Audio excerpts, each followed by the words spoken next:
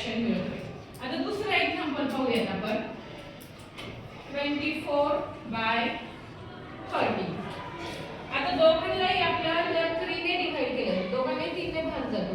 3 ने डिवाइड करू. 24/3/30/3. 3 ने भागलं काय उत्तर येईल? 3 8 24 म्हणजे 8/10 means 24/30 is equal to 8/10 means 22/30 and 8/10. These are equivalent fraction. These are equivalent fraction.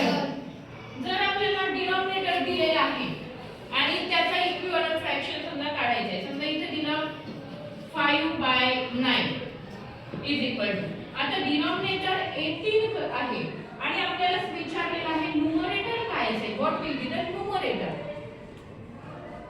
मग आपल्याला शोधावं लागेल ही जी संख्या आहे दुसरी ती मल्टिप्लाय करून आली की डिवाइड करून आली आहे. 18 यस मल्टिप्लाय बाय 2. मग जर डिनॉमिनेटरला 2 ने मल्टिप्लाय केले तर न्यूमरेटरला किती ने मल्टिप्लाय करावं लागेल? 2 ने मल्टिप्लाय करावं लागेल. मग इथे किती येईल नंबर? 10. किती येणार? 10. एक्झाम्पल नंबर 4 घेऊया आपण. 12/14 आणि इथे मी नंबर दिलेला आहे